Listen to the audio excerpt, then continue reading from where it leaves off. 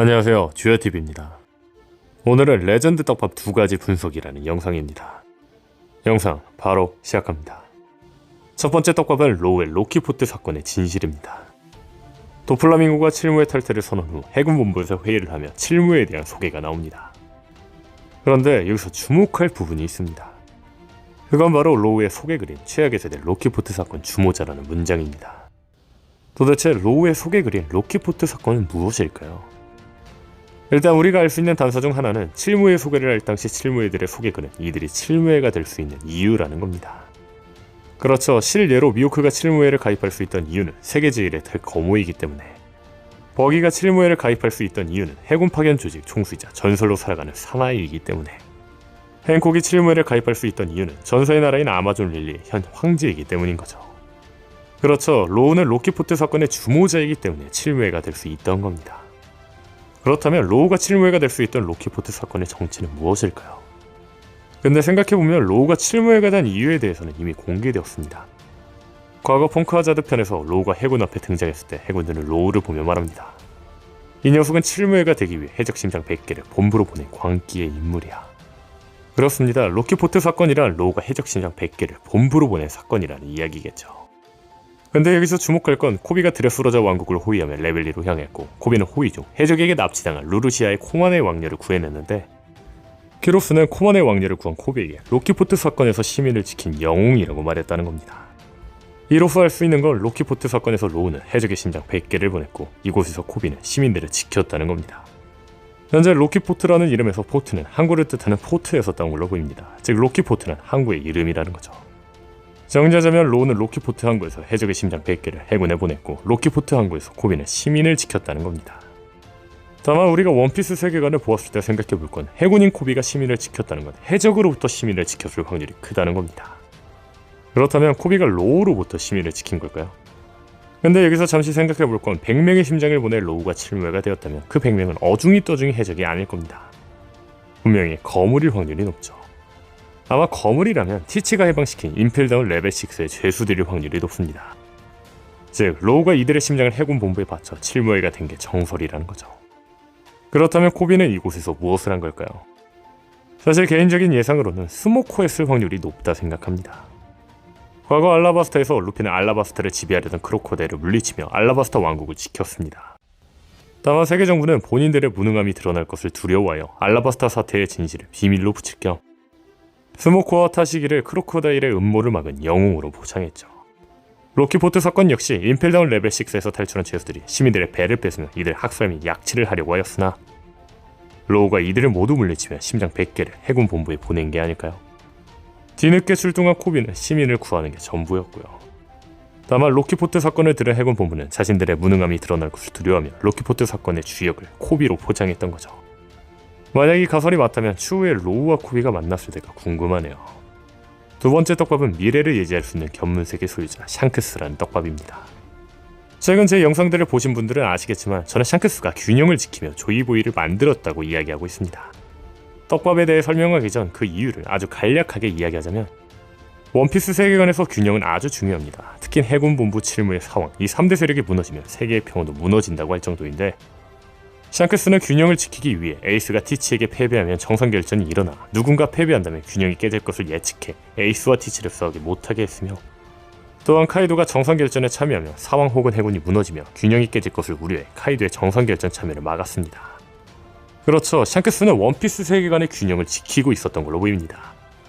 그리고 이번 1054화에서 샹크스가 자신의 해적단이 반대했는데도 후주가 고무고무 열매밖에 없는데 왜 세계정부의 배를 습격하냐고 의아했는데도 샹크스는 무리하게 고무고무 열매를 빼앗으려고 한 걸로 보아 샹크스는 고무고무 열매가 조이보이가 될 수 있는 열매라는 걸 알고 있었던 걸로 보입니다. 즉 샹크스는 세계의 균형을 지키며 조이보이를 만들었다는 거죠. 근데 이상한 게 현재 샹크스의 노선은 조이보이를 기다리며 와노쿠니를 개국하려고 했던 오덴과 스탠스가 비슷합니다. 분명한 건 오덴은 라프텔에 다녀왔고 모든 걸 알고 있었기 때문에 조이보이를 기다리며 와노쿠니 개국을 하려고 했던 겁니다. 라프텔에서 모든 걸 본 오덴은 말했습니다. 20년 이상 후에 세계에서는 아마 대를 가를 정도의 큰 전쟁이 일어날 것이다. 20년 정도 지나면 거대한 싸움의 주역들이 신세계로 몰려온다. 오뎅이 이 말을 한 이유는 미래를 본 것도 아니고 예언을 들은 것도 아닐 겁니다. 아마 20년 후 고대명기가 다시 나타나는 날 고대명기를 둘러싼 대전쟁이 일어날 것이기 때문에 예상한 것으로 보이죠. 오뎅이 전쟁을 예상할 수 있는 이유는 과거 해왕류의 말을 라프텔에서 다녀온 후 이해했기 때문이라고 생각합니다. 라프텔에 무언가 적혀있는지 나오지 않았지만 분명한 건 고대명기의 중요성에 대해 적혀있었을 겁니다. 그리고 25년 전 과거 해왕류는 고대명기 포세이돈이 태어났는데 10개, 크는데 15개, 총 25년 뒤라고 이야기했죠. 즉 5년이 지난 후 라프텔에 다녀오며 오뎅은 고대명기의 탄생이 20년 뒤라는 걸 알았을 거라는 거죠. 저는 샹크스도 이 사실을 알았다고 봅니다.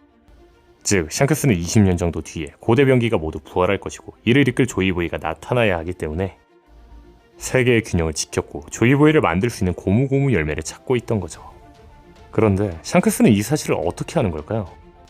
분명한 건 오뎅은 라프텔에서 모든 걸 알았기 때문에 조이보이를 기다리며 와노쿠니를 개국하려 한 건데 샹크스는 라프텔에 가지 않았습니다. 즉 샹크스는 라프텔의 위치도 모르며 라프텔에 적혀있는 게 무엇인지 알지 못한다는 이야기입니다. 그런데 샹크스는 어떻게 균형을 지키며 조이보이에 대한 비밀을 알고 있던 걸까요? 저는 샹크스가 잠깐의 미래가 아닌 먼 미래를 본 게 아닐까 생각합니다. 저는 견문색에는 두 가지 속성이 있다고 봅니다. 제가 생각하는 첫 번째 속성은 멘트라와 같은 사람들의 감정의 움직임을 파악할 수 있는 견문색입니다. 이 첫 번째 견문색의 예를 들면 코비, 아이샤, 에넬, 상디 같은 경우가 있습니다. 코비는 정상전쟁 전역에서 여기저기 죽어나가는 소리를 들었고 아이샤 같은 경우는 심지어 태어날 때부터 견문색을 사용했는데 견문색 때문에 마을에 무서운 일이 일어나며 울음을 터뜨렸죠. 그리고 상디는 여자 한정으로 더 강한 견문색으로 와노쿠니에서 여자의 소리를 징베 루피도 못 듣는 소리를 들을 수 있었죠. 이를 단련시키면 에넬처럼 하늘섬 전역을 파악할 수 있는데 견문색이 타고난 아이사 같은 경우는 단련하지 않아도 태어날 때부터 하늘섬 전 지역 사람들의 감정을 읽었죠. 견문색의 두 번째 속성은 눈으로 쫓을 수 없을 정도로 빠른 공격도 무의식적으로 피할 수 있는 견문색입니다. 이 두 번째 견문색 속성의 예를 들면 레베카가 있습니다. 레베카는 디블록 참가자를 모조리 정리한 룸멜의 칼바람, 하쿠바의 공격을 종이 한 장 차이로 간신히 피할 정도의 극한의 견문색을 가졌죠. 물론 이 견문색은 신체 능력이 발달되어 있지 않으면 견문색을 아무리 발달시켜도 무용지물이죠. 이 견문색을 발전시키면 루피나 카타쿠리처럼 미래까지 볼 수 있습니다. 물론 이 견문색의 속성들은 한 가지만 가지고 있는 게 아니라 같은 견문색 속성이지만 어떤 게 더 특화되어 있냐고 봐야 될 겁니다. 즉 카타쿠리는 미래를 볼 정도로 각성한 견문색을 가졌지만 아이사처럼 하늘섬 전역에 있는 사람들의 감정을 파악할 수는 없죠. 다만 그렇다고 카타쿠리가 주위에 누가 있는지 모르는 건 아닙니다. 견문색을 가졌기 때문이죠.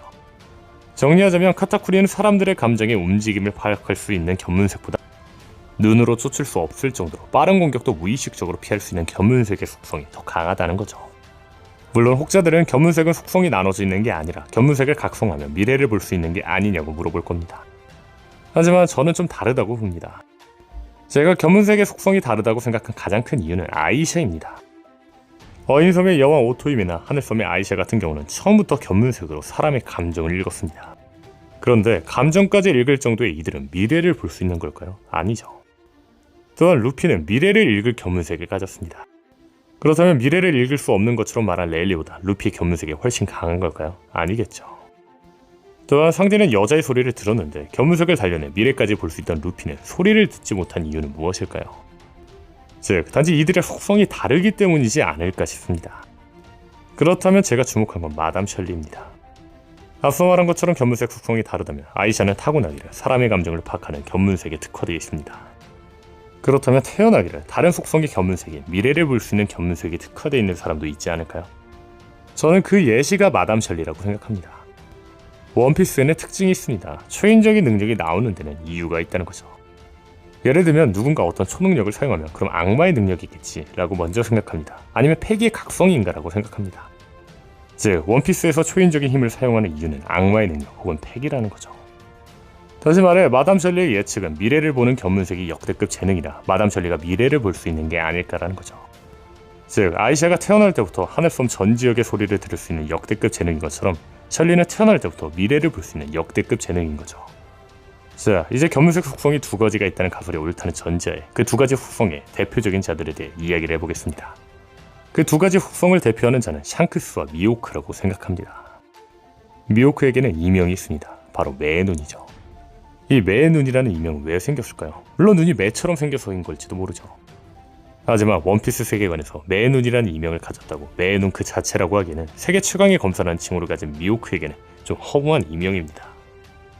즉, 저는 미호크가 가진 매의 눈이라는 이명 자체가 단지 눈 색깔 때문이 아닌 이유가 있다고 생각합니다. 이 가설에 힘을 주는 근거로 매의 눈이라는 이명에 담겨있는 상징입니다. 매의 눈이라는 이명은 미호크에게 처음 생긴 별명이 아니라 예전부터 있었던 상징 같은 이명입니다. 근데 또 매의 눈은 매같이 눈썰미가 날카로운 인물에게 붙는 별명입니다. 보통 매의 눈이라는 별명을 가진 인물은 총이나 활 등의 원거리 무기를 굉장히 잘 다루거나 시력이 굉장히 좋은 인물들이 매의 눈이라는 별명을 얻죠. 그렇죠. 이 매의 눈이라는 이명은 견문색을 각성한 자에게 가장 어울리는 별명이라는 겁니다. 또한 제가 말한 속성 중 시야에 들어오지 않는 적의 위치와 그 숫자를 파악하는 견문색, 즉 모든 걸 꿰뚫어볼 수 있는 견문색을 가진 자에게 가장 잘 어울리는 별명이라는 거죠. 그렇다면 여기서 주목할 건 미호크의 라이벌 샹크스입니다. 아시다시피 샹크스와 미호크는 세계의 라이벌입니다. 라이벌인 만큼 이들은 검순 실력 등 모든 면에서 동등할 거라 생각합니다. 즉 패기 역시 동등할 거라는 거죠.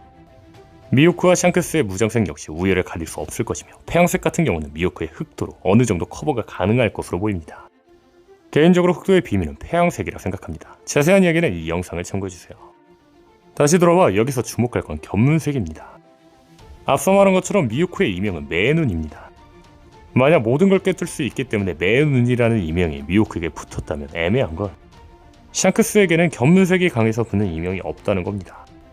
즉 극한의 견문색을 미호크가 가졌다면 이번에 샹크스가 미호크와 라이벌이라고 하기에는 애매할 겁니다. 다만 제가 처음 말한 가설, 견문색의 두 가지 구성이 있다는 가설 아예 이야기하자면 샹크스는 미호크와 정반대의 견문색의 각성을 가지지 않았을까요? 그렇죠. 샹크스는 미래를 볼 수 있는 견문색을 가졌고 이 견문색은 카타쿠리보다 먼 미래를 볼 수 있는 견문색, 즉 마담 셜리처럼 먼 미래를 보는 타고난 견문색을 가졌다는 거죠. 실예로 샹크스는 아카인으로부터 코비를 구하며 말합니다. 자양하다 젊은 해병, 네가 목숨을 걸고 만들어낸 용기 있는 몇 초는 좋든 나쁘든 방금 세계의 운명을 크게 바꾸었다. 물론 이 대사는 단지 코비의 행동으로 미래를 바꿨다고 이야기하는 거, 그 이상 그 이하도 아닐지도 모릅니다. 하지만 모든 대사 하나하나에 떡밥을 주는 오다쌤이라면 미래를 내다볼 수 있는 샹크스라는 떡밥을 준 걸지도 모르죠. 다시 말해 샹크스가 라프텔에 다녀오지 않았어도 무언가를 기다리며 균형을 지키고 조이부이를 만든 건 마담 셜리처럼 미래를 볼 수 있는 견문색을 가졌기 때문 아니었을까요? 라프텔에 다녀오지 않아도 미래를 알고 있는 것처럼 세계의 균형을 지키며 조이부이를 만든 샹크스.